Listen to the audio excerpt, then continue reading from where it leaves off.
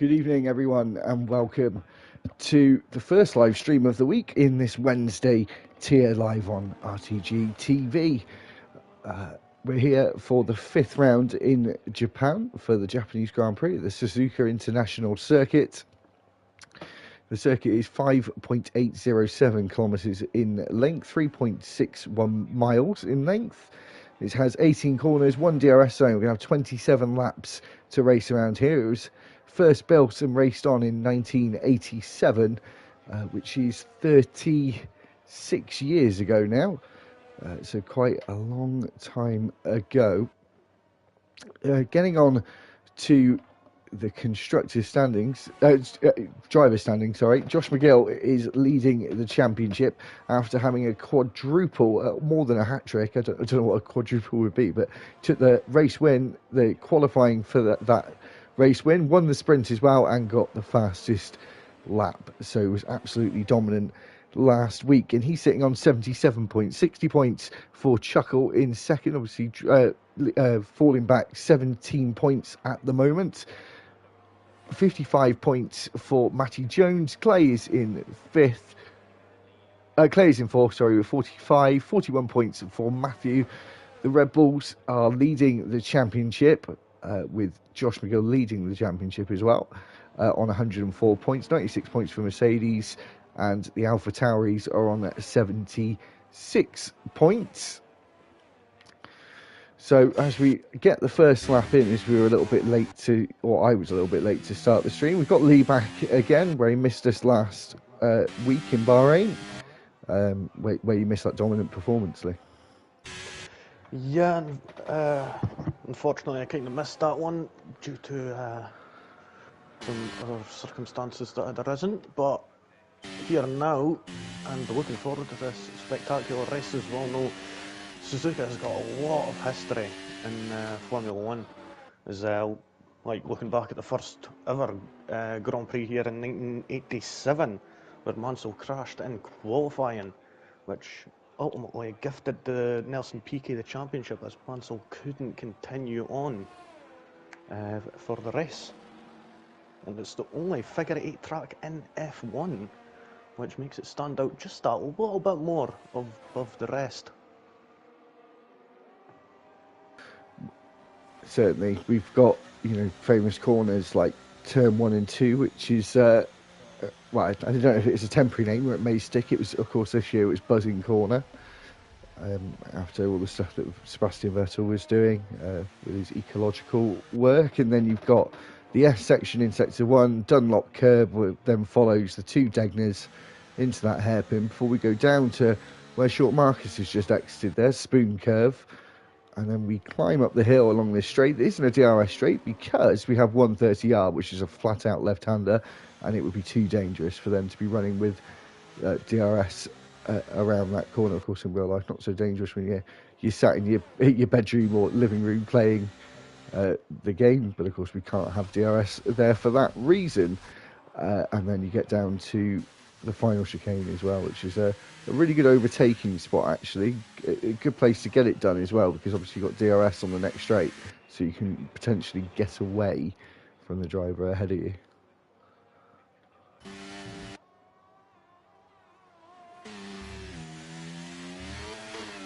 I think you're on mute, Lee. Oops, didn't even realise. I need to stop doing that. Yeah, you need. I end like Lee lives with his missus, so she's always in the living room when he's racing or commentating. Sorry, so he mutes it sometimes, obviously, so he can potentially talk to someone else other than me. But at the moment, she's not with Lee at the moment, so Lee has no excuse to be putting his microphone on mute unless you're having a quick drink. No, just still taking down some notes and everything, as we're seeing Chuck just rounding 130R into the casino, the Casio Triangle, sorry. Casio Triangle, yeah, that's it. Yep. I didn't know what it was only when I said the final chicane. And across the line he comes, he puts in 7th place with 133.424.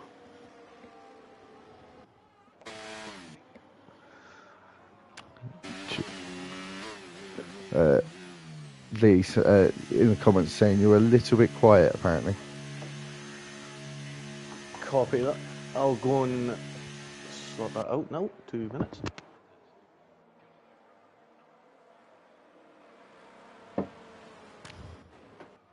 So still got short markers, I think, who had decided to go again on another lap there, and he goes top of the standings for the drivers on intermediate tyres. Obviously Bugatti's at the top of the standings at the moment, but he set a lap time on the softs. Gizon Mate back after his pole position in Canada a few weeks ago in his inaugural race in RTG, and back reserving again in that scarlet red Ferrari. We've got 14 full-time drivers this evening and 4 reserves, and subsequently with 18 drivers we'll lose the bottom 3 in Q1, the bottom 5 in Q2, and then the top 10 shootout for the pole position. Gizon Mate getting a very good time in there, Lee, actually. Yeah, it was quite good, especially in the medium compound tyres. I mean, let's have a wee look. What's the gap? 27 thousandths of a second between him and Bugatti Sloven, who was on the grippier soft tyres. And we've got another one who's out right now, and he's on intermediates, and that's Paul Jones, who's just about to start his lap. He's coming through the Casio Triangle now into the final corner. You seen that? It was like struggling to get traction there coming out of turn 18. Well, we look, see how he's going to do as he's coming up to turn 1. He'll be able to brake just that little bit earlier. Maybe not. Ooh, a little bit of wobble on the exit of 2 there. Now this is the difficult part, going through the swooping S section, and he's just not able to get the grip properly there, and he's invalidated. I feel like a lot of these drivers have got a lot better in the weeks and months that we've been doing this now in qualifying on the intermediate tyre. They all seem quite comfortable going quite fast on them. Yeah, it's quite surprising. I mean, look at the difference between Short Marcus and Bugatti Sloven there. It's less than 4 seconds, which is quite surprising, to be honest. You would expect it to be a little bit more, considering the sun is splitting the road. Yeah, of course. On your road card, you'd be seeing tyres of this nature, or even more towards the wet tyre, of course. But in racing, they usually go for a slick tyre, which of course wouldn't be road legal on your car. I'm sure a policeman would have something to say about that. But yeah, not used to going these speeds in dry conditions on this tyre in a race car. Yeah, definitely. I mean, going around the corners at them speeds, you're more than likely to end up bottling it into a wall, I would say. Yeah, well, of course as well, like more like the intermediate tyre, there are special tyres you can get, like road legal ones that are right towards the limit. Yeah. But yeah, nothing like a slick tyre, unless you haven't been to your tyre shop for far too long. Yeah, then you kind of end up doing a Michael Schumacher and turning them, what would you call them? Back in the day, they weren't slicks, were they? Oh no, I was going to say I don't really like skiing, but I think that's a bit. I just remember they went and drove them that long that they actually ended up turning into slicks. I was like, huh? That's just madness. And GT, just ends up nicking the wall there in the second Degner there, and he's just spun it around under the bridge. Yeah, got a few fresh faces this evening, Lee. Obviously, Gizon returning for his second race. Not sure if he's raced on a Monday, but obviously under us watching. I don't think we've seen him since Canada. Yeah, and he said GT as well. GT Lord GT is Matthew goes fastest with 5.5 minutes left to go, and GFO Alex as well. I think that's another new face. Yeah, Some of them, I think, came from other leagues just recently, just to make up some of the numbers here as well. Didn't have the best turnout as people are away on holidays and such.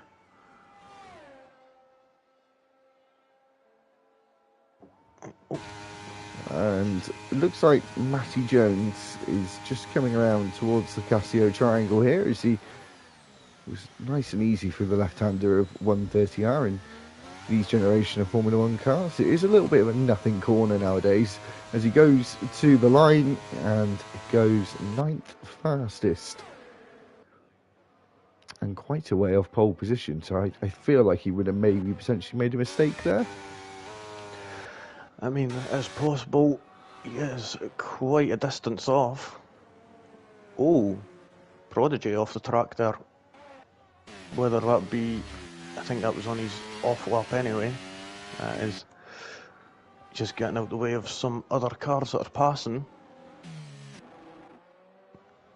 We've got Chuckle on a lap as well. We're just coming out of the hairpin and through the right-hander before we get to the double left of Spoon Curve. As we exit the second part, turn 14, and make our way down to turn 15, the famous 130R. It's always nice and satisfying to watch or to do an overtake on the inside or the outside of 130R, I think, though.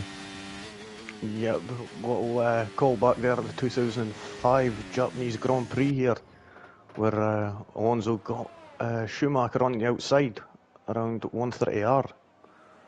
Absolutely spectacular moves. It was just absolutely all out.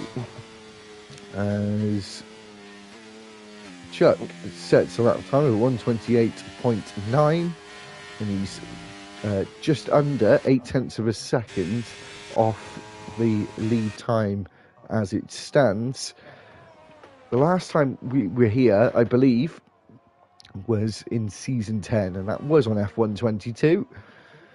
And that was when it was formerly the Sunday tier, when it got moved to Mondays, what we know now.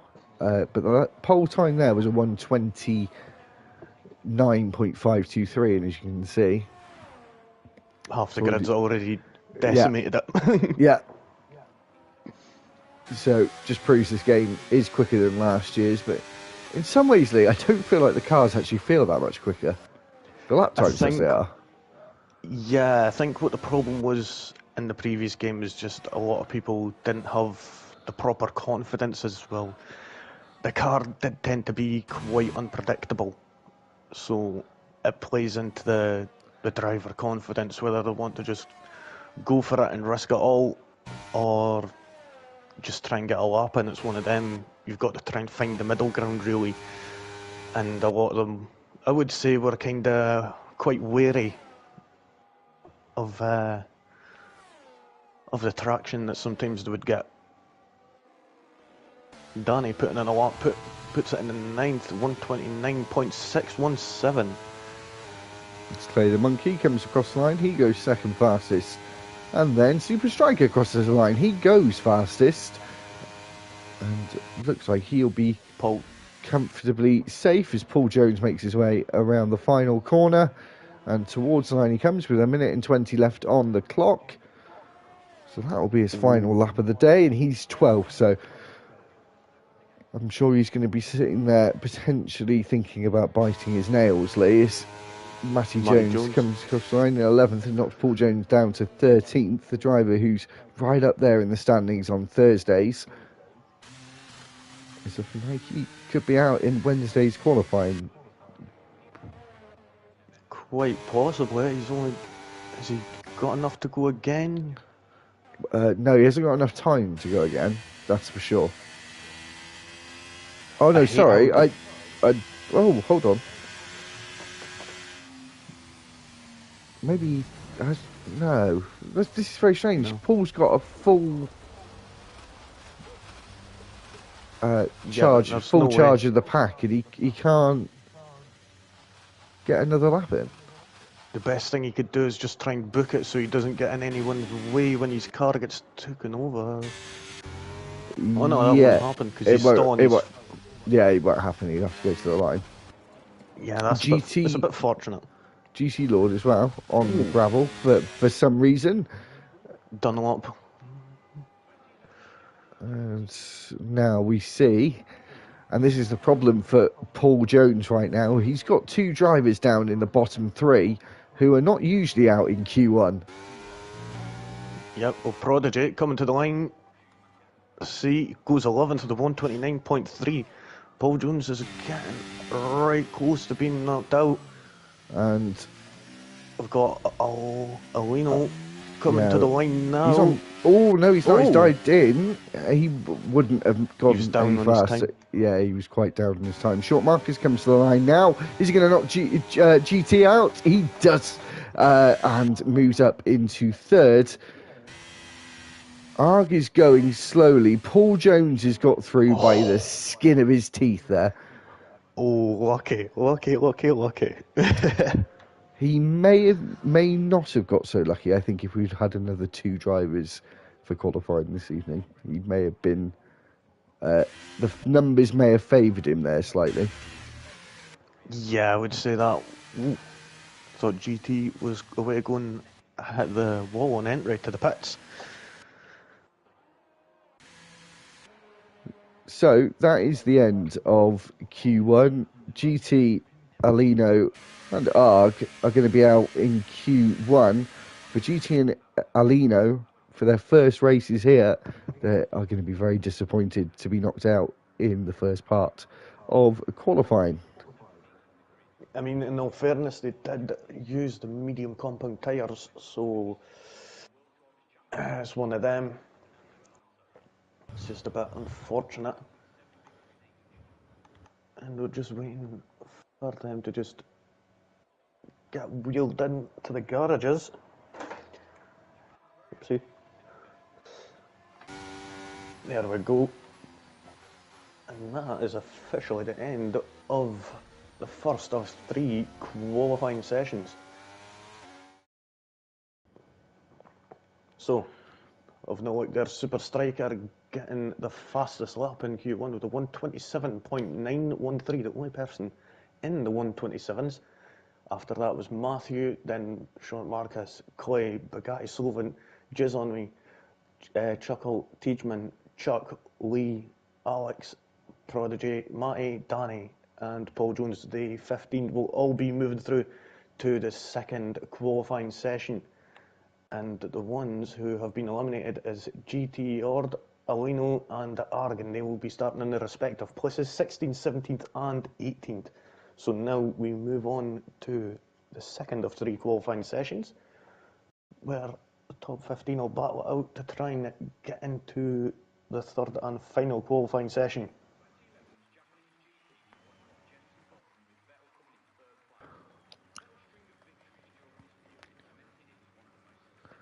So Paul Jones, as we said, got through by the skin of his teeth last time out. Is he? Obviously, he sort of seemed like he was a bit out of sync or something, Lee, because he had a full charge of battery.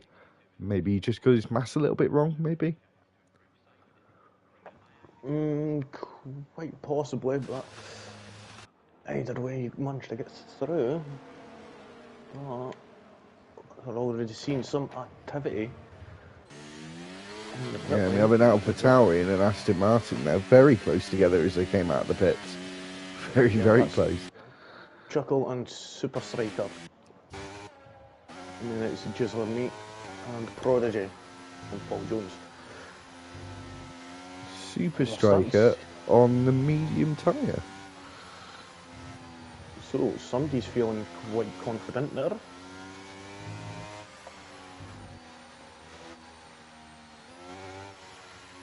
And he is trying to be quite respectful of Chuckle ahead of him, but at the same time he's going to want to get them medium tyres up to temperature, which we know they've got a slightly higher operating temperature than the soft compound. Of course, not as grippy, but they do last that bit longer.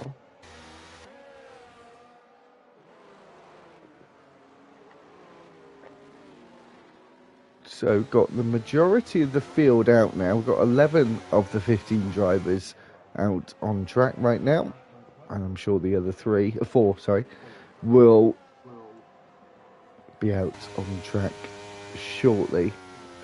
Who is going to be up first? It looks like is it the Aston Martin Super now? Striker. Yeah, I think he let him go through, and he's the only one on the medium tyre as well. Interestingly, I think he thinks he's back in somewhere like 2019, Lee, and in a Racing Point.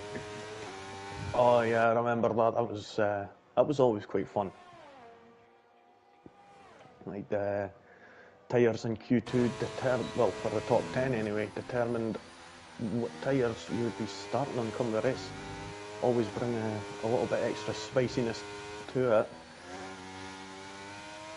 But Super Striker managing to navigate these S curves quite nicely. Now as he's coming up to the top, he's got a Dunlop curve here. And you've always got to be quite careful on the throttle there, as the car does like to throw itself out of the way through the Degnas and then up to the hairpin.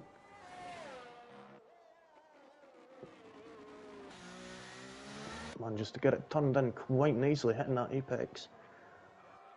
We'll see as he's running down to Spoon here.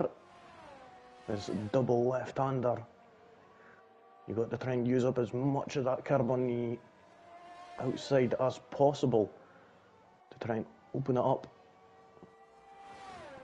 Now down straight, down to 130R, and just after that you've got the speed trap. And then just got this final chicane here, the Casio triangle, getting hard on the brakes, taking as much of the apexes as possible, using as much of that track as you can. Cross the line, see what time he's going to be able to put on the board, a 129 flat now. He's going to have to be a little bit quicker than that, as you see Chuckle absolutely smashes that time. Actually not as much as I thought, but Prodigy does. And Matty actually went slower than Super Striker when he was on soft, so he might have and the two Ferraris on the front row right now. Ooh, big change from Q1 then. Yeah, definitely. Ooh, short Marcus are getting a bit squeaky bum on coming out with that Casio triangle there. Chuck goes 8th, the 128.9. And that's we're seeing the first round of laps come in right now. We've had Basin in the comments saying for everyone to have a good race. If you, I'm assuming you've just joined us, Basin. We have 18 drivers this evening. We had the bottom three drop out in Q1, which was GF Ord, who's a new driver. I can't remember the name of the second one. I'll rewind it. I'm having a brain fart myself. Alino? Something like that. Alino was another one. Alino, and then Arg is starting 18th. Yeah. I also just forgot, so there you go. Basically, if you hadn't joined us, you didn't want to go back, you don't need to, because I've already got there first. As GFO Alex is making his way into the hairpin of turn 11. Potentially going to see a few dives into that corner, I think, to the inside, if you get close enough out of the two Degnas. Oh yeah, definitely. It is a really good overtaking opportunity. They're slowing down quite a bunch. So you could manage to just break that a little bit later, and you could maybe just squeeze the nose in and get alongside the driver in front. But we're seeing Alex just navigating 130R coming into the final little section here of the Casio triangle. See what time he's going to be able to put on the board. Goes fourth with a 128.572. Quite a nice lap there. And we've now got RTG Lee going through turns 13 and 14th. You know it is Spoon Corner. as we go up towards turn 15, 130R, and then into the Casio Triangle that finishes off this spectacular figure of 8. I've got to say, I really think Formula 1 should have some more tracks like this. As you see, Lee's just put it in 5th with a 128.624. Because I've got to say, this track is quite iconic, I will say. Yeah, they don't make them like this anymore. No, definitely not. You can always tell the old circuits as well. I think you really can. You can, even though like this track kind of not the layout as such, just sort of the landscape gives me a bit of a Zandvoort kind of vibe. Yeah, I would say that also. It is does kind of feel like that as well, even with some of the corners and that, like the S section. Sometimes it just feels a bit like a roller coaster, a little. Yeah, as you go all the way up to Dunlop. Hashtag get spoon banking. Oh, that'd be amazing. Can you imagine? Just imagine the speed you would be carrying going into 130R. Oh, wouldn't even need DRS. Hashtag DRS through 130R. Wait, was there not a time where it was something like that? There was a corner that was like 130R that had DRS. They did it for turn 1 at Silverstone Abbey. Yeah. A couple of years ago, and they took it away, didn't they, the year after, because there was a couple of crashes that year. Yeah, I mean, it is kind of stupid. I mean, you're taking downforce away from the rear tyres, and, well, that's obviously going to end up encompassing oversteer. So, the tail end's obviously just going to fling itself out. So, I have no idea why they ended up doing that, to be honest. If they did want another DRS straight, though, they would just have to tighten up 130R more, so you had to brake. Even if it was just, a one downshift and just pretty much a small bit of braking. But I mean, if it was back in the day, then that would be easily encompassed. You wouldn't even need to do anything to the corner. But in these such high downforce cars, they could go flying around that at such speeds. Yeah. And I'm on board with Clay now, and we'll be able to see how much speed he's going to be able to carry through that corner, as he's already hitting 190 mile an hour as he's coming up to it. So let's see. So you're about 195 going into it and coming out 190 mile an hour going around that corner. So incredible speeds there. 2 seconds. Yeah, around the 320. About 310 kilometre an hour mark there. Around 195 miles an hour. People watching who don't measure in miles.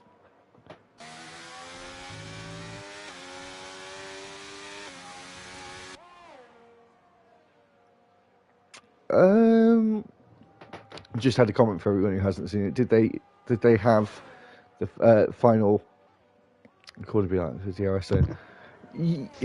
Yeah, they have moved it this year for the DRS zone for Zandvoort, but that's the reverse. It's at the start of the zone rather than at the end, and of course at the end it's more dangerous because you've got more top end speed.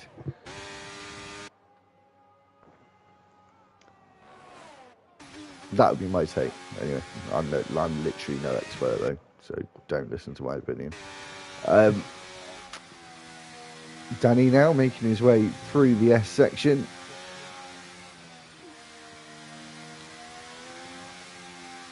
Yeah, now Alpine, they're actually sitting quite low in the standings right now, so he's going to be wanting to try and get a good result here, as he's sitting about 74 points behind Red Bull.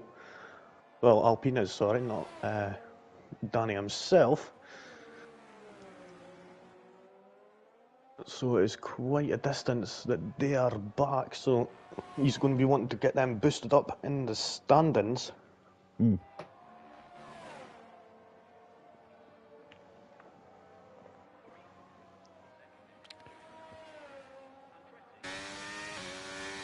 And who else have we? I think Matty Jones as well is on the lap. But of course, Danny will be up first. Yep, Short Marcus has just started his lap also. And now, whoa, we've got a big old traffic jam into the Casio triangle there. There was a Mercedes in the way. That would have been Matthew. If he gets reported there, Lee, I think he would get some sort of penalty, reprimand, whatever it would be. Yep, looks like somebody may be getting their bum scalped for that. I'm surprised Danny was, well, I'm not surprised, but maybe from my point of view, I'm surprised that Danny maybe not necessarily got in the way, but left it to the last second on the start of any straight. Yeah, we'll see who's up next. It's Matty. Sorry. No, that's right. Yeah, Matty Jones making his way to the line. 8th, 128.605. Oh, who's that? This went off. Oh, it's Matthew. I guess Danny will be thinking to himself the old Fernando Alonso quote, karma. Yeah. Yeah.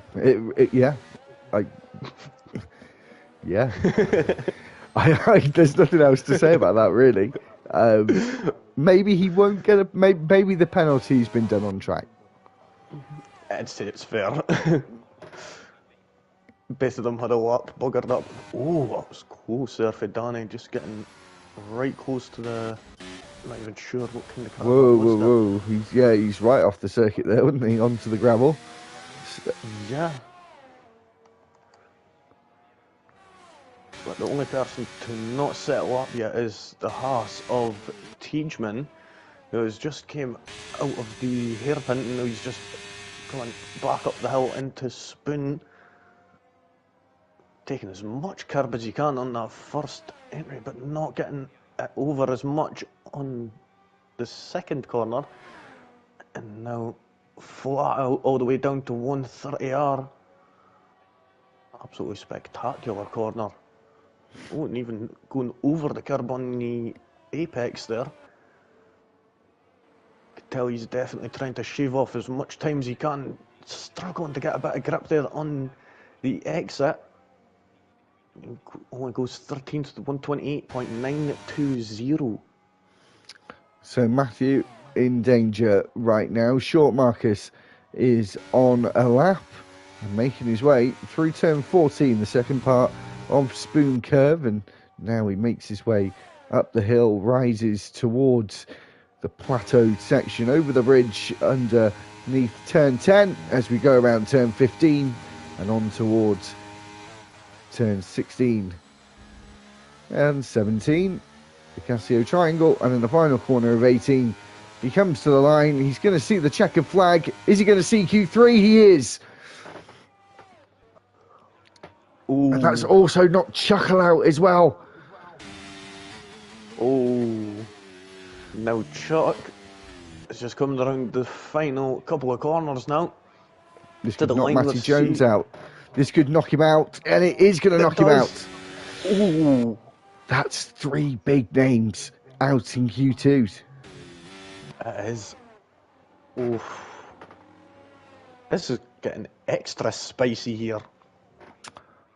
Yeah, shout out to Bugatti as well, getting right up in the mix in the top 4 so far. Hopefully for him, he can keep up that pace in Q3.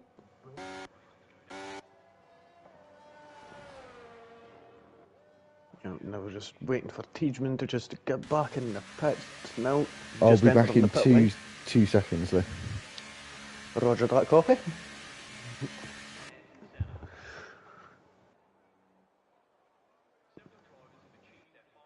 So we've seen a few people end up retiring, unfortunately, and not be able to make it through.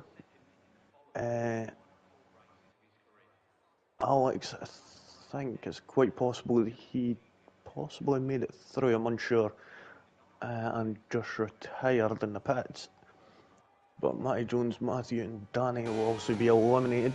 And now we'll get on to the final order of Q2, and it's just a few moments.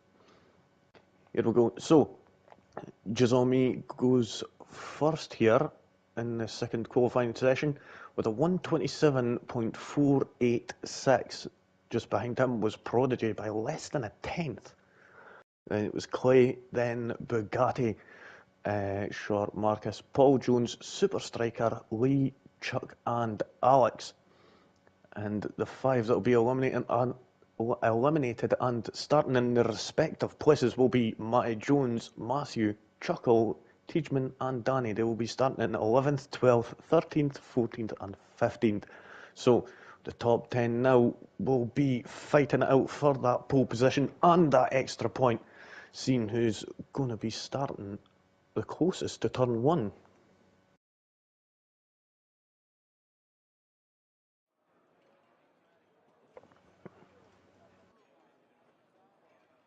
Here we go, 12-minute shootout just beginning now. I'm just wondering how quick it'll be before drivers will be out of their boxes.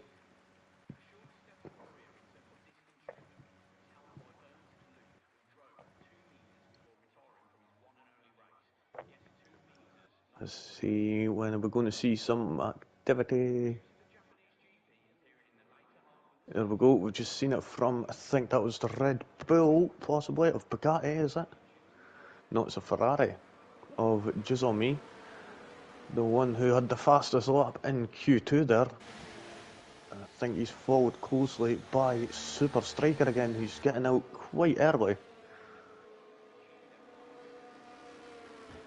So I just spent the last 30 seconds there trying to work out where I put my headphones down. oh my god. Guys, I'm doing commentary with this guy. Come on, help me out here. Yeah. So basically, I wouldn't have been as long unless I hadn't been so forgetful. Please tell. Wait, are they wired or wireless? They're wired, aren't they? Yes. Oh my god. Oh, brilliant.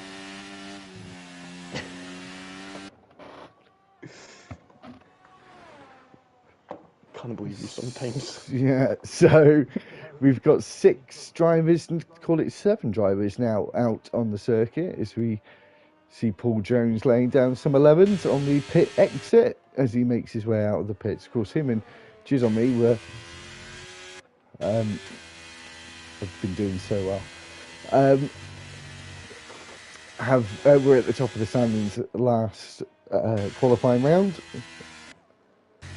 Will that be the case again? Could we see a front row lockout for Ferrari and Suzuki, Lee? I mean, it is quite possible, especially with the way that they two have been going right now. Both of them seem to be really quick around here. So we'll be able to see just how these folks are going to be able to do. Well, Super Striker and Lee already on laps, never even noticed. Yeah, Super Striker as well, another one that's been very, very quick so far this evening. The Aston Martins, for qualifying especially, like an exciting lineup as he makes his way through the second decknet of turn 9, through this little kink of turn 10, and then into the hairpin of turn 11, where we said you can potentially see some overtakes in the race, and more than likely a dive bomb or two as we go up towards Spoon Curve in the Aston Martin car number 9.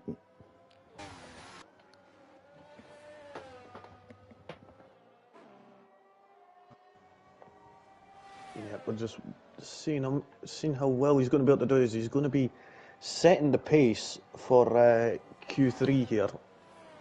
He'll be setting the first time. Right after him will be RTG Lee, if I do believe so, who's just coming down to 130R, I think, is he? But yep, He Super Striker is, to the yeah. line, 127.688, so quite a really quick time there from Super Striker there. Lee coming around the final corner now. Don't think he's going to be able to get anywhere near it. Nope, a 129.261. The first of the two Ferraris to set a lap in Q3 is up. It's Jizz on me. And he goes on to provisional pole with a 127.2. Could we see a 126, Lee? As Super Striker has obviously finished his lap. Prodigy is into the pits. And who is up next? Short Marcus, the driver that won last time and was on pole when we were here on F122, and he goes fourth fastest at the moment with a 128.4. The Alfa Romeo of Alex has just started his lap, and here comes Paul Jones. Yep, and the sister Ferrari just coming around the final couple of corners now. We'll see if he's going to be able to put it on the front row just like his counterpart, and yes he does. 127.524, slots into second place just behind his teammate. We've got Chuck in the Alpha Tauri up next. See what he's going to be able to do. Is he going to be able to improve? No, he isn't. He's 128.836. Slots that into sixth place. I think it's going to be Clay up next. Prodigy's not even left the box yet. He had come out earlier on, and he went back in again. So I think this is going to turn out to be a one-lap shootout for himself. And here comes Clay the Monkey, the American. Here it's Singapore. It's Suzuka goes and splits the Ferraris, and that is an age-old battle right there. Ferraris versus Williams. Yeah, but we'll say that was that's taken me back quite a bit here. We'll say when the Williams and Ferrari, McLarens were all battling it out. Kind of miss them old days, to be honest. But I think that's the first round of times. We'll end up seeing people jumping into the garage and probably waiting for a minute or two. If anyone was wondering, yeah, Lee said about the good old days, miss the good old days. Yeah, he is 62, if anyone was wondering. Enough.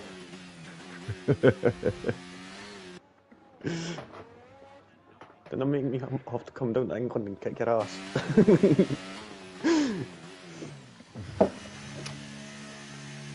Yeah, it's quite weird that we've not seen Prodigy settle up as of yet.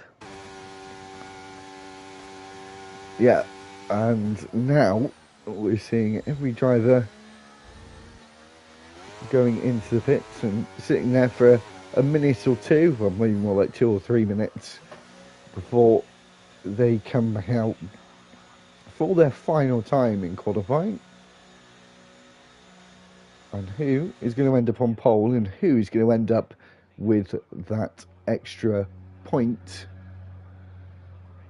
Josh McGill isn't here this evening. The driver in second place in the championship shuffle, which could take the lead after this race, is he isn't able to attend.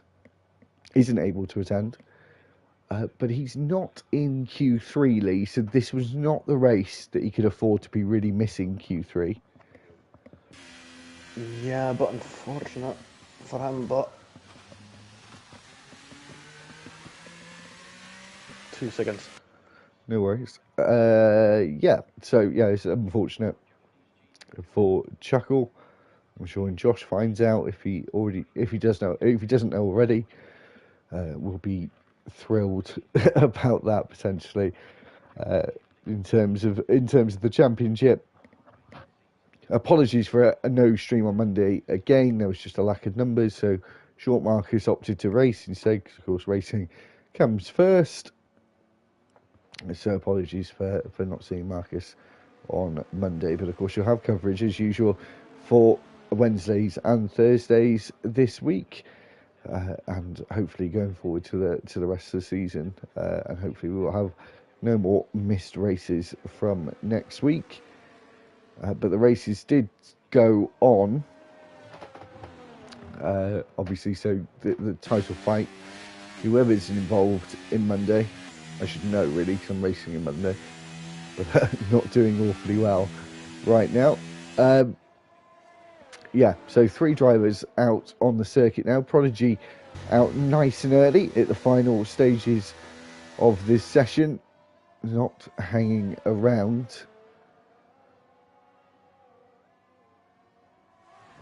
Just looking at the track map there, had almost a full circuit of full yellows. But as we said, it was strange that Prodigy hadn't set a lap time, but I believe he must have been validated or got onto the grass, gravel, etc. This is seeing another yellow flag there.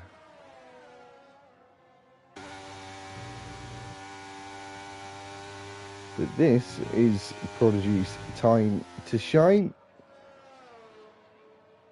And of course, we were saying last week when he was racing for the win against Josh McGill that it was England versus South Africa just before the World Cup. But obviously, after Prodigy lost that one, South Africa decided to get themselves a bit of karma and won in the final minutes of the Rugby World Cup semi-final last weekend. So congratulations to them being in the final against New Zealand. But now we get underway with Prodigy starting his lap. And was that a little yes from you, Lee? Maybe. Oh, Paul Jones has left. I'll be 2 seconds, I'll go and see if we get him back. Like you said, he's left, so he's not going to be able to put another lap in, Lee. It's now too late on. Yep, I've just managed to be able to get him an invite there, so hopefully he's able to join back in time. Well, not in time, but in time for the end of qualifying anyway. But Prodigy just coming up to the hairpin now of turn 11. With his teammate Super Striker behind him, who I believe is also on a lap. Ooh. Let's see. He's a good enough distance back. Maybe a good enough distance to get a toe as well. Actually, reasonably close. Possibly. Yeah, I feel like Prodigy's just got away from him there out of swing curve. I think they were a bit closer than that going into the hairpin. We'll see if he's just down. He's almost to the millisecond at the same amount of time in Sector 2. He's going to have a mighty Sector 3 to improve his lap time now, with only having a couple of corners and one braking zone to deal with. 27.476. For Prodigy, nice lap. Goes third fastest. The checkered flag is now fallen. Paul Jones and Bugatti are not going to go any faster, nor is Chuck, because he crossed the line just before the checkered flag fell. So he's also finished his evening in qualifying. And here comes Clay the Monkey, obviously splits the Ferrari so far. He's got a Ferrari behind him on track, and that will be Jizzle May, hoping to extend his advantage on provisional pole and turn it into pole as car 25, the Williams, comes round the final corner, comes to the line, goes on to provisional pole by 0.03 of a second. Jeez, what a time there from Clay. And He's just going to the line, is he? I think he's 150. He's 150 on the lap time, 151. So it's looking more and more likely it's going to be Clay. Chuck is short. Marcus is slowed as well. Clay the Monkey will be on pole for the Japanese Grand Prix. Yeah, I think Marcus had a poor exit from the Casio triangle that I've seen there. He just went that bit wide, and I think that ruined his lap. Unfortunately, he was up half a second going into Sector 3 there. So it's a bit unfortunate, and that's going to be the end of qualifying. So Have we no seen? more laps. Have we seen Paul Jones get back in yet? Not sure. Do you want to Not just that give I've him? noticed any. Oh yeah, you've got time. Do you want to give him one more invite? Yep. Or maybe you haven't. No, I don't. I've already given one, and he should still have one from One of the Chuckle, I admins think. earlier. Yeah. Yeah. So, quick rundown of the top 10 in the third and final qualifying session. Clay the Monkey taking pole there with a 127.266, 300ths of a second ahead of Jizami. And then you've got Prodigy just behind him, and then Paul Jones Day 2 will be starting on row 2, 5th and 6th, Super Striker and Bugatti Sloven, 7th and 8th. You've got Lee and Chuck, and you've got Marcus and Alex, who will be starting on row 5. So, as we reach the end of qualifying, we will be moving on to the main event, the race, where we'll have 27 laps of racing, which will be 97.47 miles. Or if you prefer kilometres, it's going to be 156.789 kilometres. So, let's see, we'll have a wee look at the tyres right now, and we're seeing quite a split between softs and mediums, but there's only like 6 people in the mediums as of now, and it looks like, judging by the weather, it's going to be typical Japanese weather, and it looks like there could be some rain. Yeah, potentially. The other thing I just thought in my strange brain is, you said it. What did you say it was? 93 miles. Is that right? 97. 97. That's pretty much from my front door to the centre of London, and they're going to do that in about 45 minutes.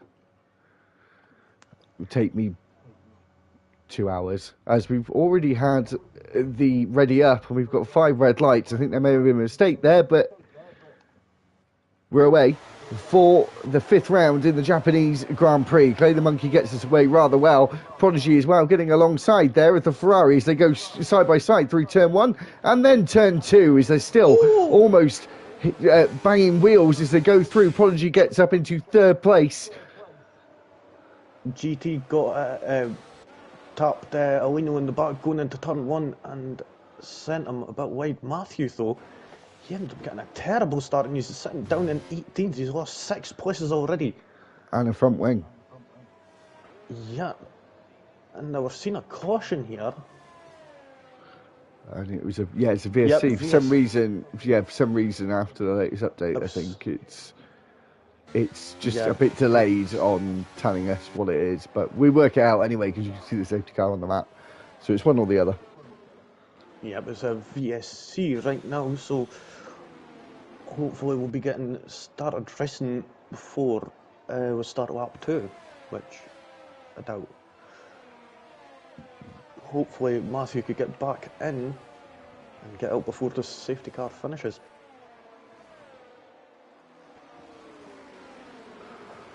Oh, sorry, virtual safety car.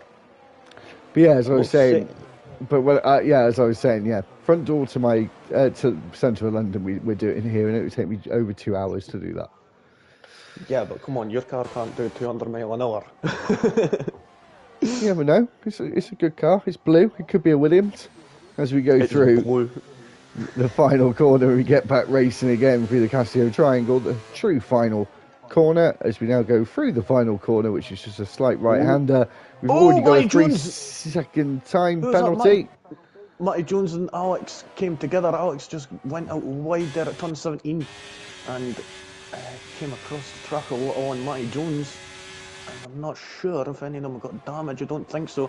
Oh! GFO is hit Ord in their first race. That is not what they want to be doing. That's not what we want to be seeing. Is Matty Jones trying to go around the outside there, RTG in the first part of the S section, and then Alino up the inside. It the next move. part of that S section. Can't give you the corner number because I didn't actually have the track map. No, I don't know it off by heart.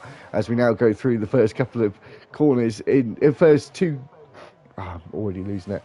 In the first part of the Degners, and then the second through turn 10 and on the brakes for turn 11. But that was a great move from Alino, though. Opportunistic, smart. Yep.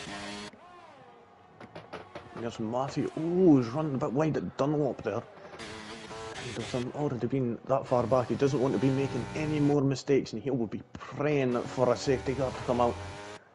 And we're seeing this top three have already got away from Paul Jones. Only just. Yep. Only just. And the driver pulled back.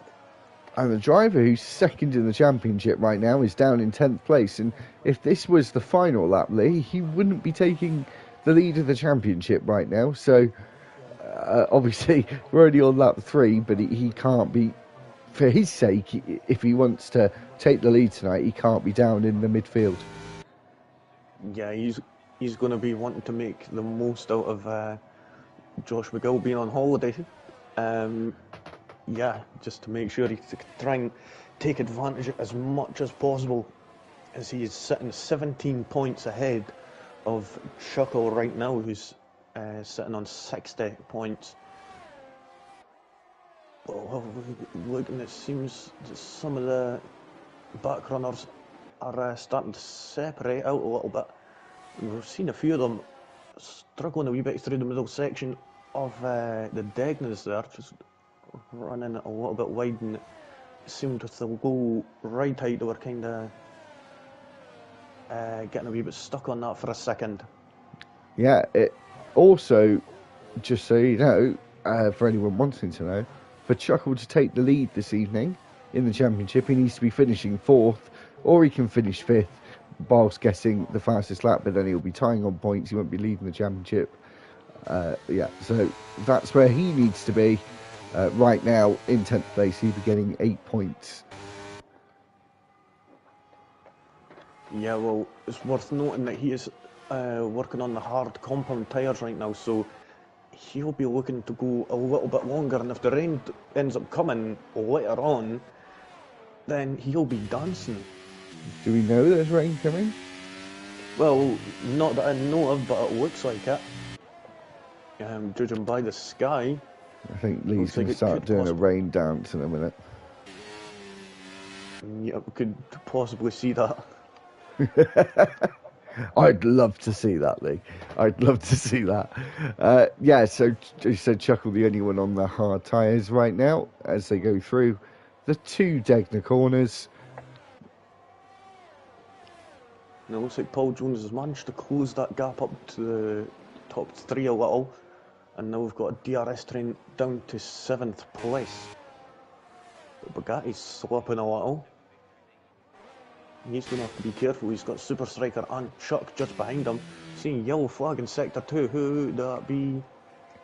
I think that was GT Ord just coming out the second Degners under the other part of the track, which is 130R. And as you said, Bugatti's dropped back now to 1.3 seconds. He isn't going to have the advantage of having the DRS to defend against Super Striker. So what is the Aston Martin driver going to do here? Is he got the straight line speed to get alongside? It's a difficult corner to overtake at here at turn 1 before we go through turn 2, buzzing corner. And he isn't able to challenge, actually. So Bugatti having quite a quick car in a straight line. Yeah, it's also worth noting that Clay, by the looks of things, is running a little less fuel compared to everyone else here, as we could already see it on the yellow. So he's running a bit lighter compared to the other drivers on the grid. You see the sparks flying out the rear of that Williams.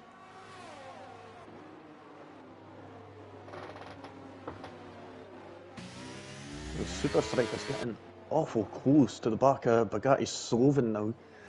It's just over 3 tenths that he's sitting behind him now. And he's got to close that gap in. and he's got quite a lot of battery to play with as well, but he does go wide whilst being affected by the dirty air of that Red Bull. And now, as we power up the hill, he's gaining some time here, so maybe he was just biding his time on the lap before and just holding back and waiting for the perfect moment, as he does look like he gets a slightly better exit there than Bugatti. Gets on the DRS, hasn't touched the overtake button, doesn't need to, gets alongside, he's got past before we hit the brakes through turn one. It looked like Bugatti was having a look down the inside there. As we have a Matty Jones. 5-second penalty for speeding in the pit lane for Matty Jones. Let's see, he's needed a new front wing, unfortunately. It's never good. Both Mercedes are down in the bottom two right now in 17th and 18th. And it looks like Matthew is going to be able to take that 17th place off his teammate. And Super Striker is overtaking Bugatti there at the exit of the second Degner, and Chuckle right on the gearbox of that Red Bull as well. It's the two sister teams looking like they're going to fight with one another, or is Bugatti going to be fighting with that Aston Martin as we go through the two corners of 13 and 14 spoon curve? We'll go down through the compression point here and then back up the hill towards a 130R. As I said, this is the point of the circuit where it goes over the other part at turn 10. Before we get to the final couple of corners, is Bugatti going to go for it here? As he moves their very famous ones, Ayrton Senna and Alain Prost. And the corner before, as Lee said earlier, Fernando Alonso and Michael Schumacher at 130R. As we now go down towards turn one, DRS open for Bugatti to the inside. It goes Bugatti, and he goes through and back up into fourth place.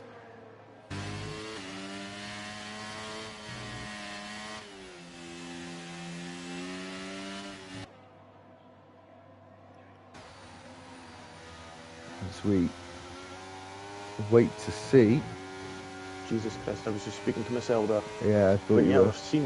You've seen that gap between Bugatti and Gisolmi increase ever so much in Bugatti. There we go again.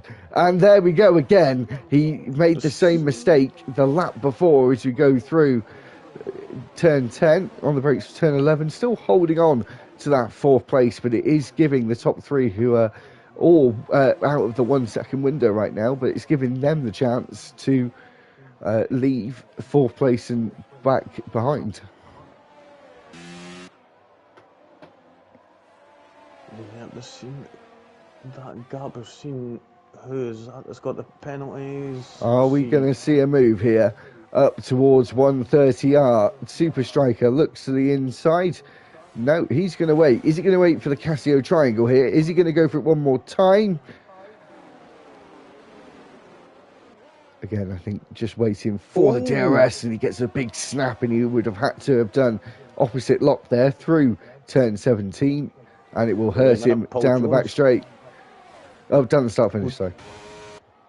Oh, and there's both of them going flying past Bugatti there, Chuck and Super Striker, and Paul Jones trying his hardest, trying to just peek the little bit of that nose in on the inside, but doesn't get sufficiently alongside Bugatti there. We're seeing some penalties start to crop up now. I think it was Alino that just got a 5-second penalty, and Argu they're getting a 3-second. Oh, Bugatti just went that little bit wide at Dunlop, but now this is going to allow Paul Jones to get the line into Degna, and he's moved up into 6th place. Now he's going to have got the battle between Chuck and Super Striker just ahead. He's going to be wanting them to battle out, so you could just hopefully just slip up the inside or something.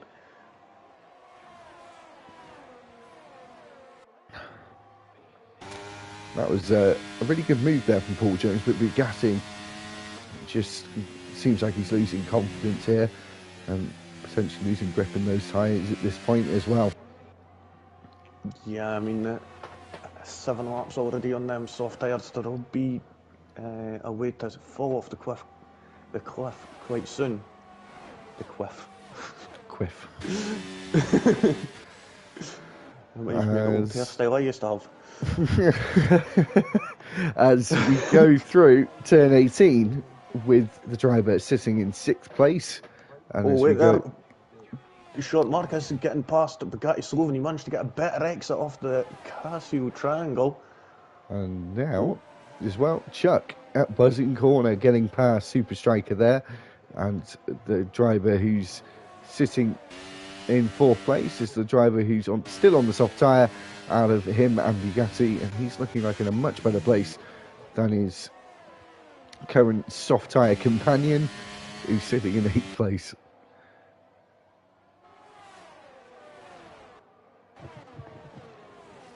Yep, let's see. GTR sitting quite a distance back. Oh, Paul Jones there, hesitant, braked a little bit too late, had to go straight on. Smart driving as well there to not hit Super Striker, obviously opting to go straight on, obviously knowing they're going to turn left-handed into the corner, so instead of sort of diving into the corner, that's kind of the worst thing you can do when you brake too late. I think Arg just messed up a little, and Alino's just got past him.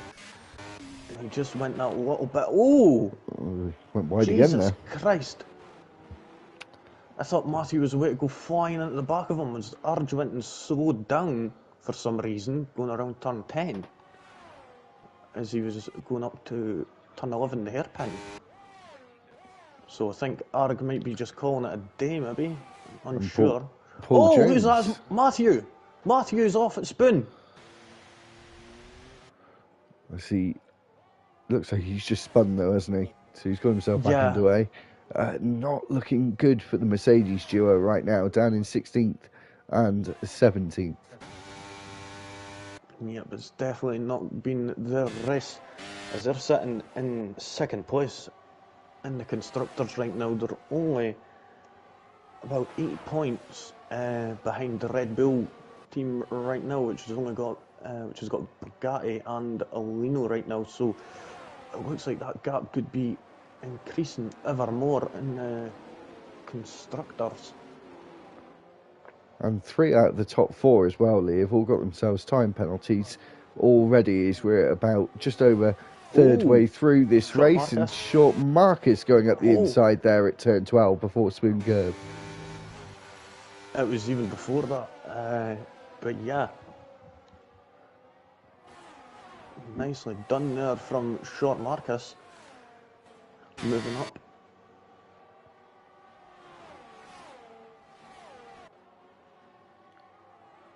Got to say, this is quite a good battle here for 4th position here. As I've seen, the top 3 have kind of spaced out quite a bit here. And Clay is kind of actually pulling away from them. Well, the gap's to 3 seconds now. Well, Clay sitting right. So this is quite interesting. So Matty Jones obviously down in 15th, and he's 3rd in the championship, just behind Chuckle, who's 10th in this race right now, and who hasn't actually moved up any places since we spoke about him on lap 3 a little while ago. Oh, sorry, GTR has just spun it there out of the deck now too, and Teachman's had to jump into the pits. I'll go and have a wee check to see if that was for a wing change. No, it wasn't. He's just off them mediums and onto the hard compound tyres. So and coming out alongside here, Matty Jones as they come through turn 1 and 2. Teachman obviously having his tyres at 70 degrees centigrade, and obviously Matty Jones having full heat in those medium tyres will have the advantage for the first half of lap. Yep, definitely, and yep, managing to get past quite effectively there too. There we go. Get the gaps back up here as we see Lee is right on the tailcoats of Bugatti, and are we going to see a possible move? Nope, he's not got a battery unfortunately, but who's that jumping in? That's Chuck jumping into the pits and getting off them tyres, the soft compound.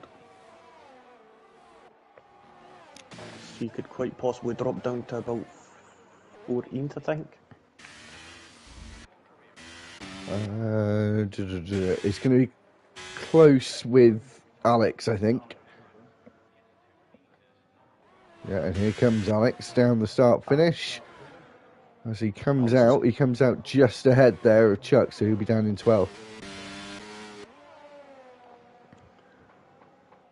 Oh, Clay! What happened to Clay? I completely missed and that. then Matthew. Oh, Clay's just spun Matthew's out. We have a safety car deployed. Where is it? Matthew spun it. I'm just trying to see. I'm on board with GT here. I think he's already gone.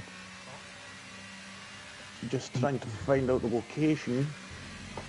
So you could just pay attention to where GT Ord is. I think it would probably be Degnet.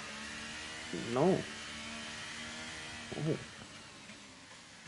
But this will be fortunate enough for GT Ord as I think there was... Oh no, he's been lapped significantly now. I think...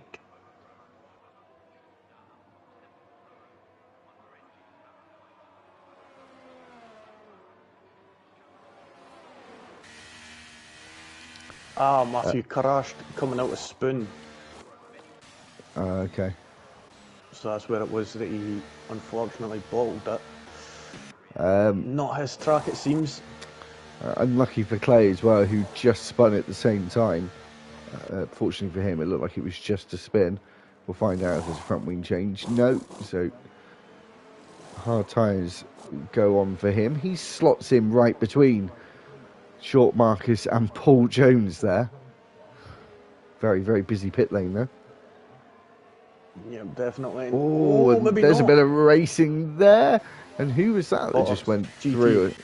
It was GT, who's already been lapped. And Lee, from what I hear from Monday, maybe a bit of your guidance here could bring GT back into the race. Come on, Marcus. Do it. Jump off the track here. Come on. Let's see if he knows. I'm fast. Come on. Do people know how this works now? Because of your video? I think so, but I've went and uploaded it and... Well, explain to the people who obviously couldn't watch Monday and weren't there on Monday. So the only way to be able to unlap yourself is to obviously get right behind the safety car, but unfortunately you can't overtake other drivers on the track, so what they have to do is go off the track for just a brief moment just to allow you past, and once you get behind the safety car you'll be able to unlap yourself. I managed to do it on Monday in Austria, but unfortunately I still had a buggered front wing, so that kind of messed us up in that sense still. But yeah, he's going to be wanting to try and get past here, as we've got Short Marcus Prodigy and Jizzle just ahead of him. And isn't the other trick to this in the game, if that doesn't work, just do, when the safety car originally comes out, just do one extra lap to catch back up? Yeah, well, that's what GT done, but unfortunately he was still lapped by quite a considerable margin, right. Unfortunately.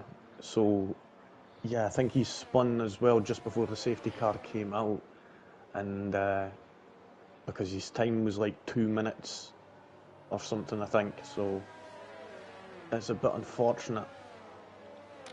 Come on, Marcus. Come on, Prodigy. Move out of the way. Come on, go for it, GT, go for it. I mean, there's no harm in trying it, is there? As long as you're doing it slowly and you keep your distance from the other driver, there's not really any harm in giving it a go. Obviously, don't hit the person you're in front of, because that just will be your fault. Yeah, that is fair. Unless the hammer on the brakes, in which case, yeah. But GT is... he's just sitting there, but it looks like Short Marcus isn't allowing him to get past, unfortunately. As well, we know that he's still in for a fight right now. He's sitting with 41 points, tying with Matthew, who has unfortunately DNF'd from this race. Clay was in a brilliant position, actually. He could have been really right up there in the mix after this round. Down in fourth, it's nowhere near over yet. We're pretty much half point now, just over halfway through the race. He's only got 3 cars ahead of him. Two of them have got time penalties as well. He hasn't got one, so he's still very much in the game.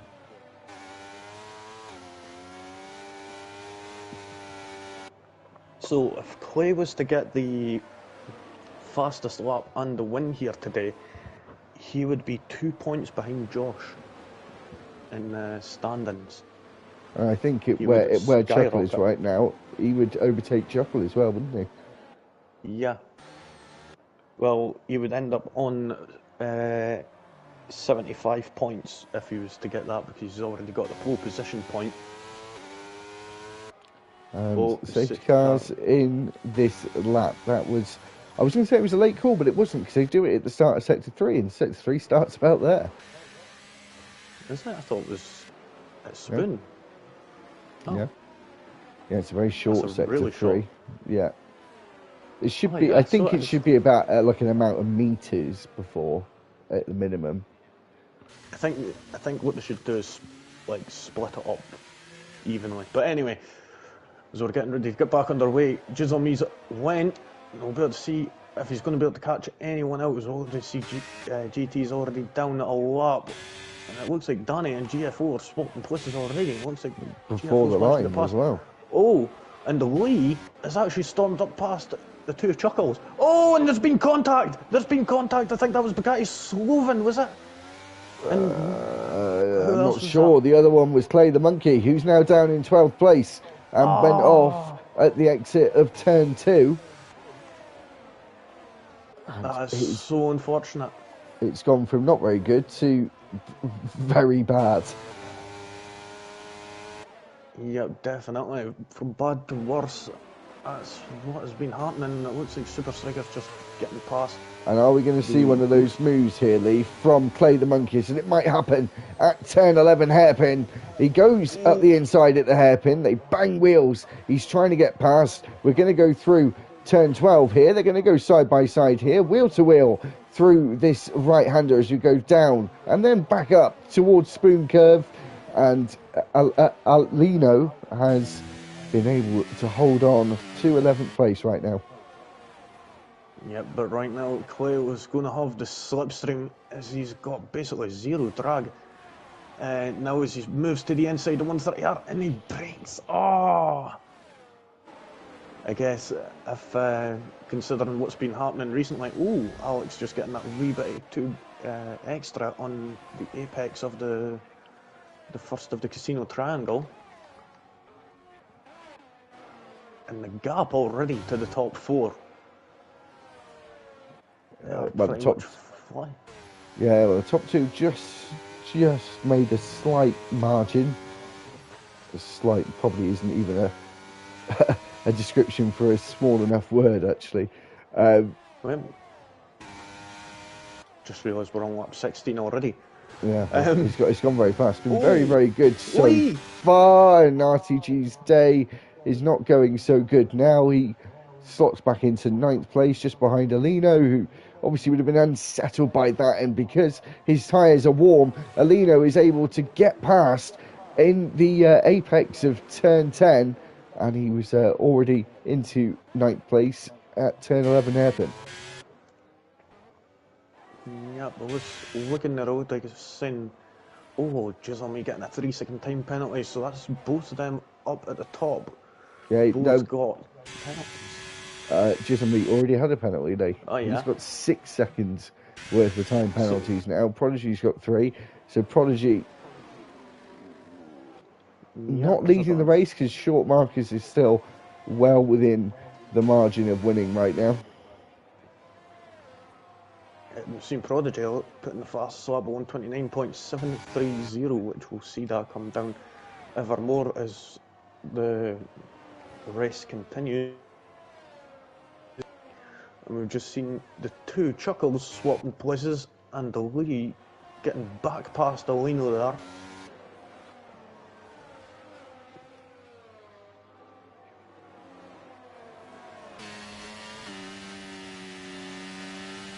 Seeing the top two haven't got a lot of battery there. But looking Short further down. Marcus. Yeah, Short Marcus has got half of his battery life as Prodigy goes through there. Well, not just yet. He's up the inside at turn 11 and now going to be on the outside for turn 12 where Jizomi got a fantastic exit through the hairpin and defended that lead rather nicely there as they go through Spoon Curve. But it has brought Short Marcus right into play here. Yep, and that's GT just right at the back now, lapped by near enough everyone. It's just got Matty, Bugatti and Arg left, unfortunately. I will say safety cars don't help you if you're lapped nowadays. No. Oh, but Short Marcus has managed to catch up really quick, and he's already got that down by about 6/10. And Prodigy has just moved up into first place on Jizomi, and Jizomi, getting just lost in that grip on the exit of turn 2 there. And going backwards Come around back, turn mate. 3. Now he's down to 12th. Yeah, and he's coming across turn 3 to see how he should get a penalty for that because he's lost so much time already. He's back underway, but down in 14th. No, he didn't get a penalty. I was just saying, I don't think that should be a penalty. Yeah, honestly, I think sometimes this game is a bit beat-alls because of sometimes the penalties that you do get are a bit over the top sometimes. But I guess that kind of teaches you to keep it within the white lines. Yeah, it does. Obviously, in real life, they have to do that now. Where they are doing it, but they're bending the rules. They're bending the rules, right? In recent races, aren't they? Like Austin at the weekend, they said it would twice, double as wide, but it was much more than that. Yeah, they were keeping it within the white lines, but it was a huge white line. Like, I thought, was it Russell was it a McLaren? He overtook on the outside just before the triple right-hander. 2 seconds though, Jizomi looking for that 12th place on Matty Jones here. He's going to have the inside line for turn 1. They've both got the DRS. He's got the inside line. A little bit of contact there. Jizomi's still got the inside line. But then, could Matty Jones have the inside? No, he backs off for turn 3. And now he's got Bugatti Sloven there. And is that the two Chuckle swap? And places Chuckle into the wall! Chuckle is out of this race. The driver who was second in the championship. That has gone horribly wrong for him. It's a safety car deployed. That was at Dunlop there. That is not what he needed for his championship fight as we're about to go into the second half of the season. And at the moment, at the end of this race, Josh McGill has won the first leg of the season.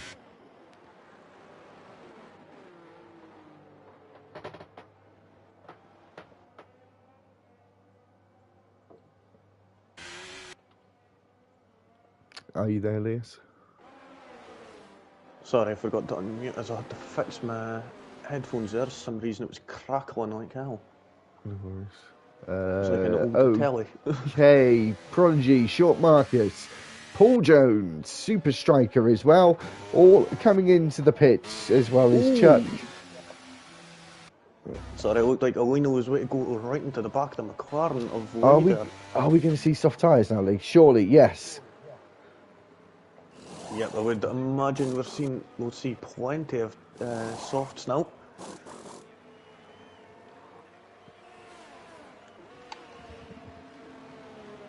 But we're seeing Paul Jones is Jizomi, sorry, is actually stayed out. Yeah, got up into second. But from my own personal experience, and Oh, GT's unlapped himself. Yes, lad. Sorry. no, that's yeah, Just, fair play. yep. Happy His for him, man. patience is paid off there. Yep, definitely. Nicely done from him. He'll be happy about that. That's Yeah, for my sorry, yeah, from my own personal experience, being on a used set of tyres that are 2 compounds down, I feel like Chizomi's just going to be a bit of a sitting duck here. quite possible. I mean, the bright side is his tyres will fire up quicker with them Will being they? used. Will they? Will they? I would imagine so anyway. But Yeah, with maybe. them being hard, it's a bit of possibly. I'm stay on board with GT. He's just coming into 130R now. So we've got 3 people on the hard compound tyres. Oh, GT didn't want to be doing that. Don't want to be going off the track during the safety car. One And he certainly. nearly done it at the casino, at the castle. Jesus Christ, I keep calling it casino. And he's jumping into the pits and he's got himself a 5-second penalty. He's not going to be happy about that. And now he's swapping onto the medium compound, so it could possibly not have any more soft compound tyres left. And he's just away to exit the pit lane. He'll have to book it all the way back to the back of the grid if he can make it, hopefully before the safety car comes in. But he's going to have, I think, at least another 2 laps to be able to make his way back around. So right now we've got, 12 drivers on the soft compound tyres. We've got Jizzle, me and Alex both on 7-lap old hard compound tyres, and Clay and GT both on fresh mediums. We'll have a wee quick look at penalties right now. We've seen Prodigy with 3 seconds, Jizzle me right behind him with 6 seconds. So technically right now Prodigy is sitting with a 3-second buffer on Jizzle me, but Sean Marcus has got no penalties. Paul Jones in the sister Ferrari has got 3 seconds. Alex first race here is sitting with 6 seconds. Same with Lee, who's down in 11th.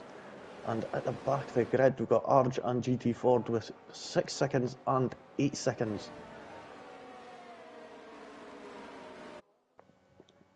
Now GT is just coming around the spoon and just on the road down into 130R now.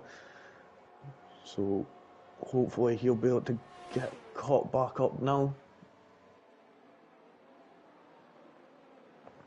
As the drivers are now just passing under the 130R bridge and leading up into the hairpin.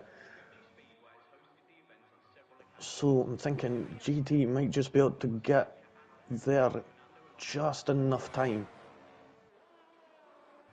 Well, I think we'll do another lap, won't we? Most likely, I will say. Yeah. It'll just be another lap. But it's fair. He gets to catch back up. He's been down for quite a long time. 2.6, I need to put the heating on him, Cal. Cold in Scotland? Never.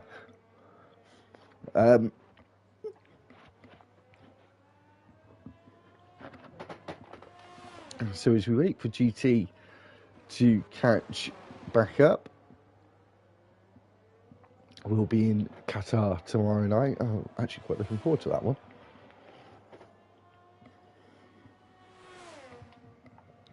We were last there last season. I feel like it was Wednesday last season we did that one.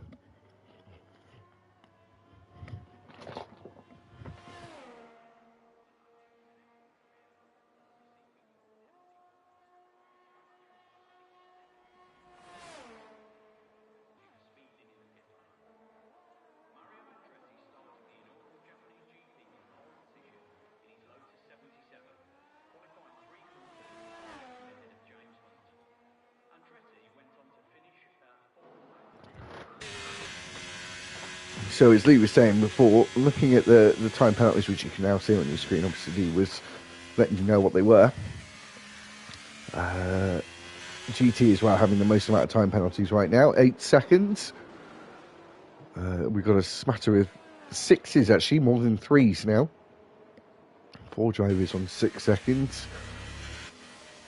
GT is caught back up to the back of the field, so we'll get back racing again on lap 23. And yeah, we're going to have a 5-lap race to the end.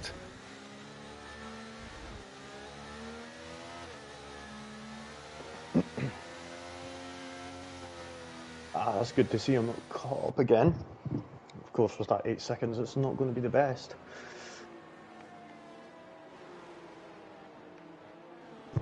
Yep. So yeah, when we get back underway, Lee, it'll be like a rolling start sprint race. Most people are on soft tyres, new soft tyres. Yeah, but you've just seen 2 of them are on the hard compounds and 2 on the mediums. Of course, old hard compounds for them. Everyone else on the fresh rubber.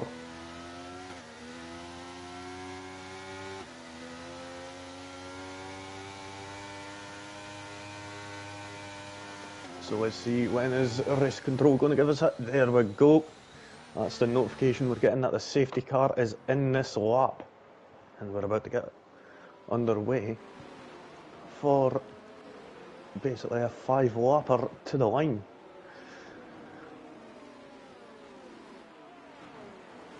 And for how much of that 5-lapper is Me going to be able to hold on to that second place?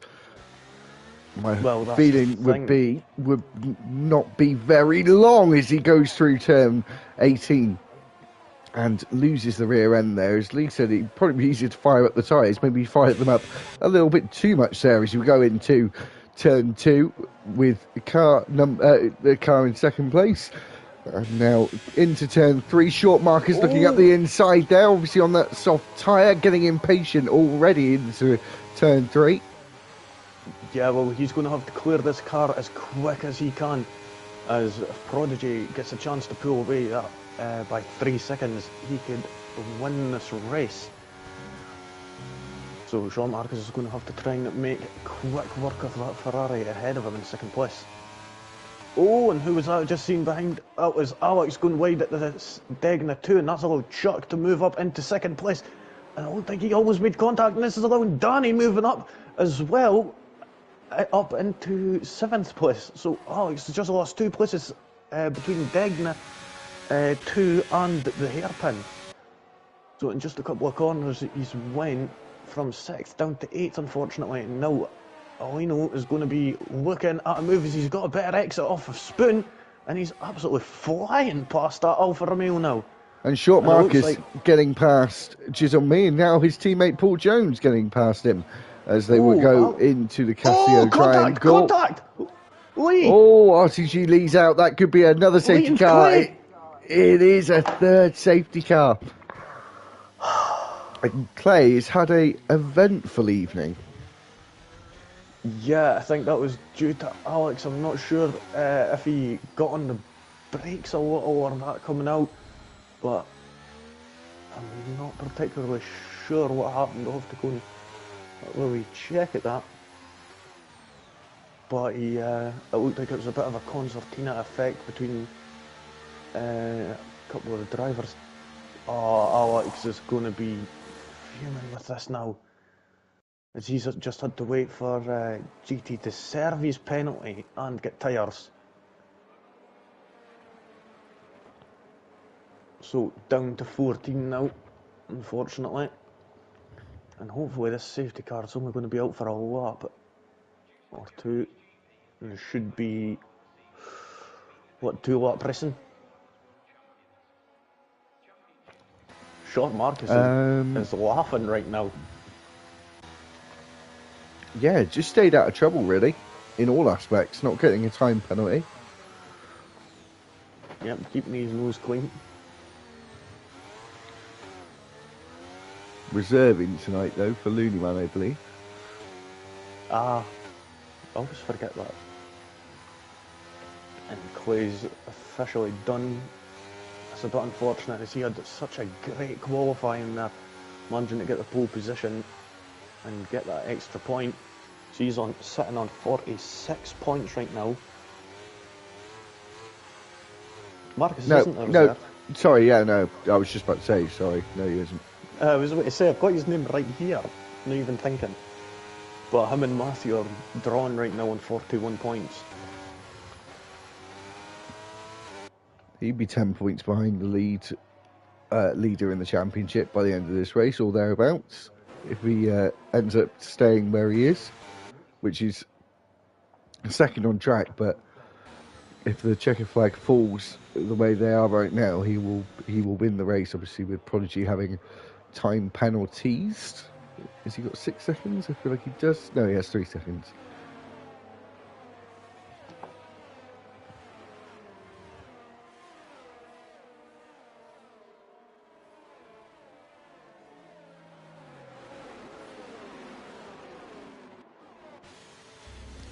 Jizz on me has retired, Lee. Oh, that's a bit surprising.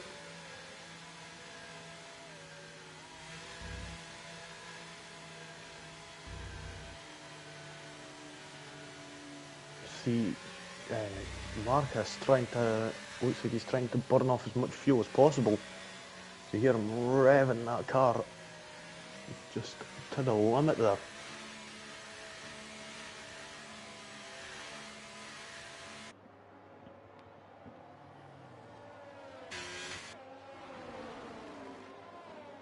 And Paul Jones and Super Striker says they've switched places. Not sure if that's true. No idea. 2 seconds.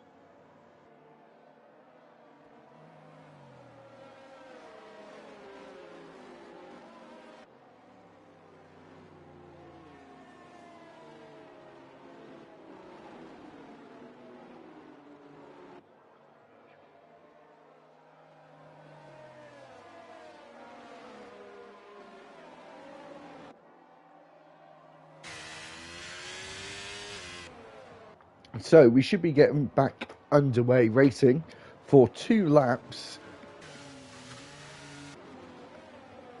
with everyone now on soft tyres, some of them on used, but of course the majority of the time they've been driving around at sort of the third of the pace they're usually driving at. We'll get the safety car notification that it's coming in this lap. Now, Prodigy dictating the pace. Got a 3-second time penalty though, so his only hope is to just get away from second place and hope that's enough as we go into the Casio Triangle for the last time under a safety car, and he powers out of the Casio Triangle, gets us back underway with a pretty decent launch there out of the final corner, and now going down towards turn number 1. Yep, but Paul Jones is going to be wanting to get up and get that first place. Also, as that could end up, that'll allow him to jump up and possibly even get the win. But then we've got other people just behind him who have not even got any penalties. Yeah, it's still very much all to play for. Certainly the podium right now. As we go into the Degners, and now with the leaders up towards turn 11.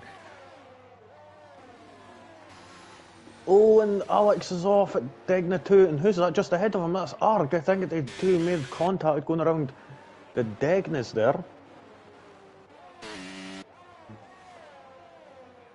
And a bit of a interesting one here with... Go on, sorry.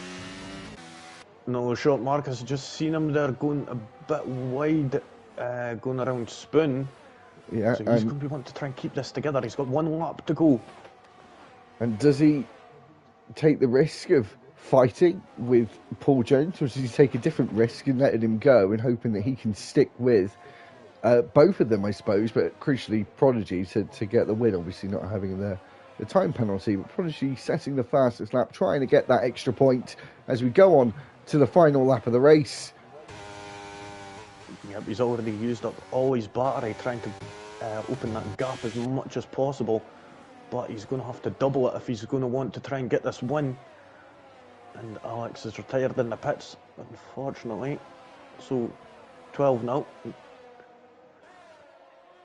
And Short Marcus is absolutely left Paul Jones standing through sector 1 there.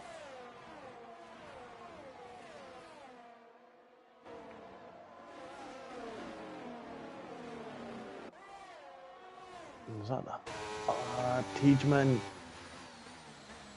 turn 6 there, I think it was. And he's lost quite a lot of ground there.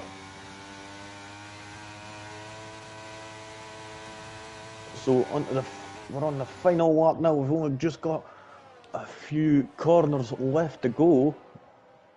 And it looks like Short Marcus is going to be winning the race. As it stands, Prodigy is trying to pull out more of a gap. Wait a minute, Prodigy and Paul Jones are both flashing red. So quite possibly could we end up seeing them two run out of fuel just before the line? I don't believe so. We have 4 safety cars. I'm not sure if that's going to actually be the case. Prodigy takes the race win, but then with a penalty moves down to second. Short Marcus wins the Japanese Grand Prix. There's a huge amount of cars just coming through to the line there, and Super Striker gets on the podium. It's a double podium for Aston Martin.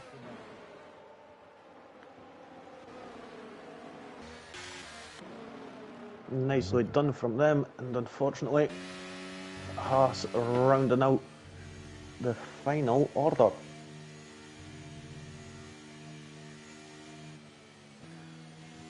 So now we'll have a wee look at the finishing order here in just a few short moments.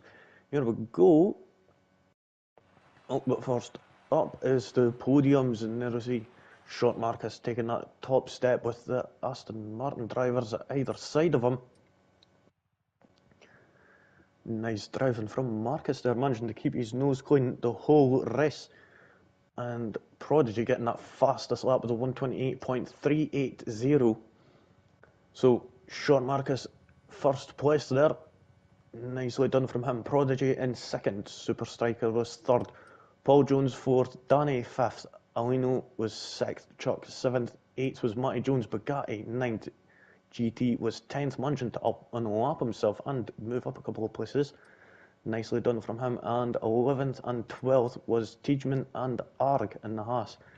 We had Alex, Jizomi, Clay, Lee, Chuckle and Matty all did not finish the race. And we did Lee, see... I was going to say, driver of the day, how do we feel about giving it to GT Horde? I'd say so. Yeah, we'll do that then. So... But I think he's a reserve still, is he? I've just checked. No, I've checked. I've already checked. Oh, is he? Oh, cool. Yeah, I already checked before I said it. Yeah, so anyway, that kind of starts to change the landscape of the championship. We've got 2 of the 3 drivers on the podium this evening in the chat already.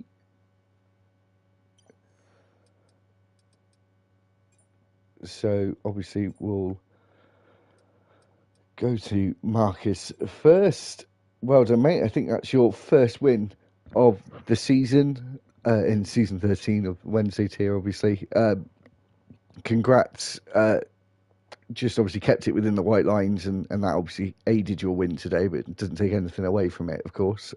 Just kept it under control. There was a lot of drama throughout the field for quite a lot of the race, and just kept it clean. So, yeah. And getting yourself right into the mix with the championship as well. So, congrats, mate. Thank you very much. I mean, yeah, I think Prod deserves that. I was saying to him that whole last lap. He drove a better race than me. He was quicker than me. I wasn't really. I was there, but thereabouts, but not quick enough to sort of fight for the win on pure merit. Certainly last safety car, really screwed Prod. So a little bit of a hollow victory in that sense, but yeah, happy to get the points. I'm really not thinking too much about the championship because yeah, I'm miles off the pace at the moment, especially after this update. So just trying to understand the game a bit more, understand the setups and get there. But it was some good racing tonight. I did enjoy it. But yeah, I've got feel for Prod because I think he deserves that one. I've got to be honest. Yeah, no, it was. Yes, it is unlucky. Obviously, we'll speak to him in a sec. Prod's had quite a bit of bad luck this season in general, so it's just quite. It's a shame that obviously having that 3 second time penalty in the last safety car as well. Yeah, you were very consistent. To be fair, because you started. Where did you start? You quite far Quite a down, long weren't you? way down, I think. I think it was A8th or something. Yeah, yeah, because Yeah, there was I Chuckle and a couple of others that went out in Q2 as well, which was a bit of a shock. yeah, I did my first run in Q3 on really used softs. They'd done like two push laps. So yeah, took all the fuel out, put some new softs on, and was going well. It was going a lot quicker. I had a big snap in the first sector, which cost me big time, but it was still enough to improve up the grid a bit. But yeah, with Paul joining back, I'm only on a PS4, and I got a massive screen freeze, and I just basically just drove straight off the circuit because my whole game froze. So Oh, yeah, qualified way down from what I was hoping, but yeah, was struggling in the race, certainly on the medium stint. As soon as we put on the hards, I felt a lot better. The pace was there. I could sort of stick with the guys a lot easier. Softs felt all right as well, to be fair. But yeah, that medium stint at the beginning, I did struggle somewhat. So a race of attrition, just picking them off one by one as they make mistakes, like Clay and that, for example. mm, And obviously penalties came to play quite a bit as well. yeah. It was interesting with the penalties, to be fair, and there was just quite a lot of like you know what it's like being on Monday. Like it was kind of a lot of half-hearted safety cars as well. So that was a shame. But when you were racing, it was great. Qatar next week. How do you feel? Oh no, sorry, it's not Qatar next week, is it? Tell a lie. It's Oh, it might be Portugal next Qatar. week. Portugal next week. So how do you feel about Portimao? Well, I'm always not great round there. I don't never feel brilliant round there, and I think recently, since the update where they've changed this geometry or whatever it is, I'm really struggling a lot. I'm not getting the force feedback I want through the wheel. I dropped off in pace quite a bit, so I'm just trying to regain some of that if I can. Um, so whack the force feedback right up on the wheel this evening, which seemed to help a bit. So yeah, Portugal not feeling massively confident at all, to be honest. But oh well, we'll see. That was some good racing. Okay. Yeah, we'll hopefully see you next week. We've been quite consistent anyway. I know you say I'm at the pace, but you've been quite consistent. So hopefully that consistency will stay on for the second half of the season. Anyway, yeah, we'll see you next week. And hopefully, Thank you. obviously, we'll see you next week on Monday as well. Um, Prodigy, commiserations, Buzz. Obviously, it just seems like it hasn't been going your way much uh, this season. But many positives you can take from today? I mean, I wouldn't say commiserations. I think 3 second time penalty was my own fault. I got 3 warnings and got the penalty, so these things happen. I think I got 2 warnings in one lap, and then I tried to keep it clean throughout, but I got my third warning on, I think it was lap 10. I got the penalty, and then I didn't actually get a warning after that, so it's annoying, but it happens. Um, I wouldn't take it away from Marcus. I think he might not have been on straight one lap pace with me, but I think he still deserved the win. He came from, I think it was P8 or P9 or something like that, P7, to come for the win. So to get through the grid like that, that's pretty good. But yeah, another P2 is what it is. But it's just, I mean, I'm going to continue to fight for the championship. I think Josh is away next week again, so more points on him wouldn't be too bad. Yeah, the other one, well, obviously, usually a majority of you are in a chat with each other. Chuckle as well, crashing out. Not great for him either. Obviously, could have really benefited from today, and obviously next week as well. But obviously crashing Top out five today. in the championship have had a bad run. Josh McGill, Chuckle, Matty Jones. Where Matty finished? Where did he finish in the end? Don't know. You've also got Clay and Matthew XY3. Yeah, there was quite a lot, and maybe the pressure of Josh not being here. Will It's that? like Will when that? Max Verstappen isn't racing. Everyone else buys a win. Yeah, that doesn't happen very often, though, does it? To be fair, not as often as I would like. Portugal, Portimao, Prod. How do you feel about? How do you feel about that Well, one? funny enough, I won my first ever league race in a competitive setting at Portugal, and I think I won it by like 6 seconds. So it's one of my better tracks, I would say. I haven't tested it on this build of the game, but I'm assuming it will be similar. So I'm hoping for good results next week. Cool. Anyway, thanks very much. Hopefully, we will have a great race again next week, and obviously getting into the second half of the season. All days have been pretty good this season overall. But yeah, looking forward to the second half of the season now, which is every season. I think it's crazy that we've already done how quickly it goes. Anyway, yeah, we'll see you tomorrow night in Qatar. Obviously, I thought that was next week, but it's not. It's tomorrow with me and Lee for the Thursday tier. Yeah, make sure to check that one out. And yeah, keep. I got a bone to pick with you two as well, by the way. Last What? week, I think it was. Oh, here we go. What track was it? I can't remember what track it was, but it was one of the tracks, and I watched the stream back, and you guys were arguing who got Inter's pole, and I had already gone out on a set of softs after I had already got Inter's pole, and you guys overlooked me. You didn't even say my name. I was devastated. I had the Wow. fastest Inter's time, and you guys completely missed it. And it couldn't have been with something that is more important, because Inter's part, let's be honest, I nearly gave up the win to Prod there at the end. I felt so bad for him. And I thought, well, I got Inter's pole, which is, let's be honest, the most important part of this evening. It's the true championship that's going on here. I was It tempted. is.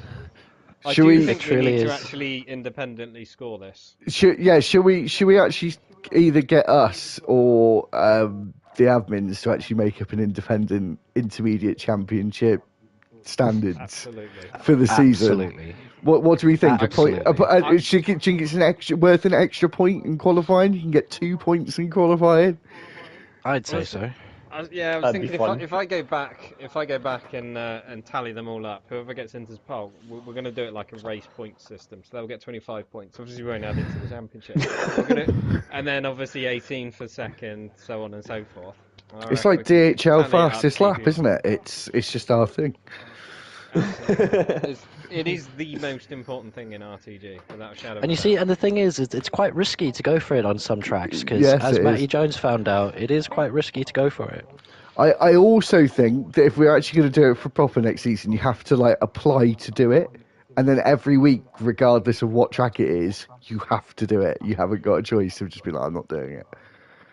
Unless obviously like we had the other week in Imola where it rained at the start. Obviously, I know that was only short qualifying, And but then we do it on softs. do we Hearts. hard Well, yeah, tires? you can't get a hards in quali. No, actually, yeah, you can, but that's unfair to ask everyone to do. Yeah. Anyway, okay, that's a done deal then. We'll actually bring that up, shall we? Should we start making a hashtag? All right. Hashtag Inter Championship. I think they need to open up a whole new section on the Discord server. Yes. dedicated to it. Definitely. I think we should open up a new day where you have to run intermediates. Always dry races. But Yeah, I want intermediate to do a whole race like it because I think that'd be really interesting. Because you're going to overheat your tires. So, and this is what I said earlier. Like around Japan, I think this is why I got into this pole because I didn't push in the first sector. I kept the tires within a good temperature range on the front because I knew they were going to overheat by the end. And we So were if you- talking about this. We were talking Yeah. about the fact that you've been doing it for so long now. Like you guys must be working out how to do a quick lap on the inters. I You just- do change my setup before the Inters. Yeah, I changed my tire pressures for it. Well, there you go. Yeah, We learned this week's something new. Inters poll definitely didn't go my way. I think the first lap I spun on the just starting the lap. The second lap I invalidated, and then when I went for my third Inters lap, I ran out of fuel, so it was not Well, fun. yeah. Well, there you go. Anyway, there you go. We'll have a intermediate championship from next season. Touchwood. I'd like that. Anyway, okay. Thanks very much for watching. We'll see you next week in Qatar. See you tomorrow in Qatar. I've done that again. It's goodbye from me and from Lee. Peace out.